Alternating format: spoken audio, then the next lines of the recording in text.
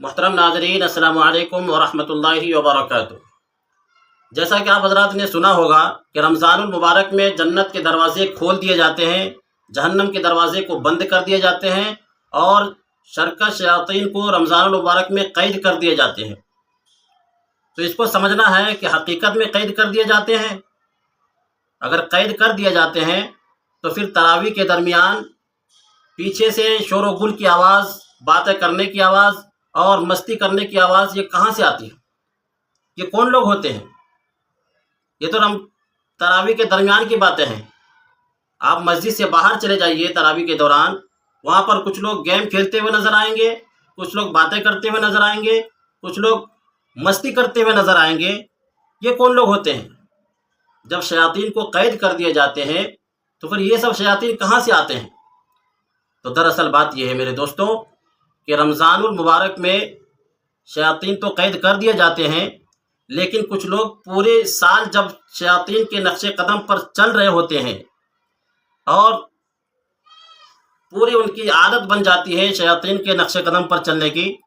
تو ایک مہینے کے لیے اگر شیاطین کی چھٹی بھی کر دی جائے تو وہ اپنی ذمہ داری سنبھال لیتے ہیں۔ شیاطین کی جو ذمہ داریاں ہوتی ہے وہ سب ذمہ داری وہ خود سنبھال لیتے ہیں، وہ خود اخوان الشیاطین بنے بیٹھے ہوئے ہیں، ان کو پھر شیطان کی ضرورت نہیں پڑتی ہے،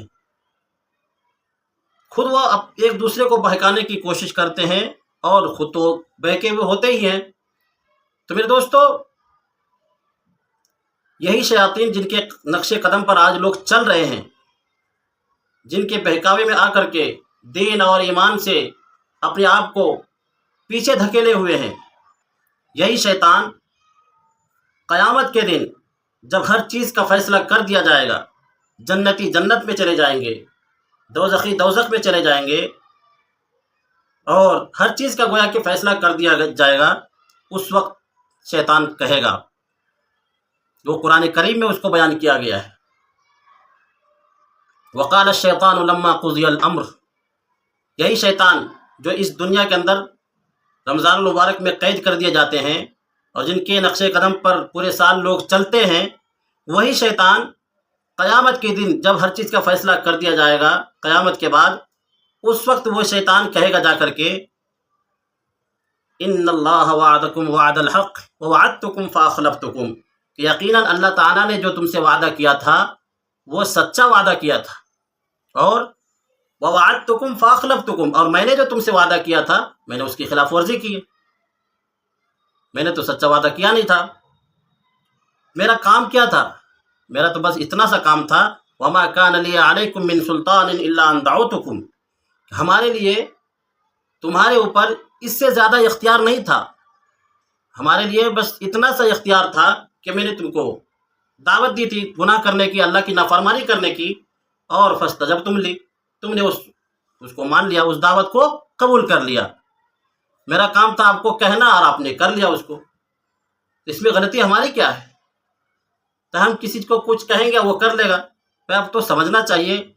اتنے مولوی صاحب تقریر کرتے ہیں، جمعہ میں کرتے ہیں، اور فجر کے بعد عصر کے بعد تعلیم ہوتی ہے، تم اس کی بات کو نہیں مانے اور ہماری صرف اتنی سی دعوت کو آپ نے قبول کر لیا اور میرے نقش قدم پر چلنے لگے۔ وہی شیطان آپ کو عار دلائے گا قیامت کے دن، اور پھر آگے کیا ہے، فلا تلومونی ولوموا انفسکم، کہ آج کے دن آپ مجھے ملامت مت کرو، اپنے آپ کو ملامت کرو، خود اپنے آپ کو ملامت کرو، ولوموا انفسکم، تم نے جو گناہ کیا ہے، تم نے جو اللہ کی نافرمانی کی ہے، اس کا تم گنہگار خود ہے، ہم نہیں ہیں تمہارے ساتھ گنہگار۔ ما انا بمصرخکم وما انتم بمصرخی، خود یہ شیطان کہے گا آج تم مجھ سے فریاد کرو گے تو میں تمہاری مدد نہیں کروں گا، اور میں اگر تم سے فریاد کروں تو بھی میری مدد نہیں کر سکتے ہو، کوئی یہاں کسی کا کام نہیں آئے گا۔ یہ تو آپ کو معلوم ہے قیامت کے دن کوئی کسی کا کام نہیں آتا ہے، نہ آپ کے والد کام آئیں گے، نہ آپ کے بچے کام آئیں گے، کوئی کسی کا نہیں آئے گا۔ تو شیطان کہاں سے آ جائے گا؟ وہ تو آپ کے مخالف ہے ہی، تو وہ تو یہاں بھی کام نہیں آتا ہے، تو قیامت میں کہاں سے کام آئے گا؟ تو اس دن اگر آپ فریاد کریں گے شیطان سے تو وہ شیطان بھی آپ کی مدد نہیں کرے گا۔ انی کفرت بما اشرکتمونی من قبل، یعنی کہ اس سے پہلے جو تم نے اللہ کے ساتھ مجھے شریک ٹھہرا لیا تھا اس کا میں نے انکار کیا، اس سے ہمیں کچھ لینا دینا نہیں ہے، ہم اللہ تعالیٰ کے ساتھ شریک نہیں ہے، تم نے ہم کو شریک بنا لیا تھا۔ گویا کہ شیطان خود کہے گا کہ تم نے ہم کو شریک کر لیا تھا اللہ تعالیٰ کے ساتھ، اللہ تعالیٰ کے ساتھ۔ ہم اللہ تعالیٰ کے ساتھ شریک نہیں ہو سکتے ہیں، ہم اس کے انکار کرتے ہیں۔ ان الظالمین لہم عذاب علیم، یقیناً یہ جو تم نے اللہ کے ساتھ ہم کو شریک ٹھہرا دیا، یہ تم نے گویا کہ اپنے آپ کے اوپر ظلم کیا، یقیناً یہ جو ظلم کرنے والے ہیں ان کے لیے دردناک عذاب ہے۔ تو میرے دوستو،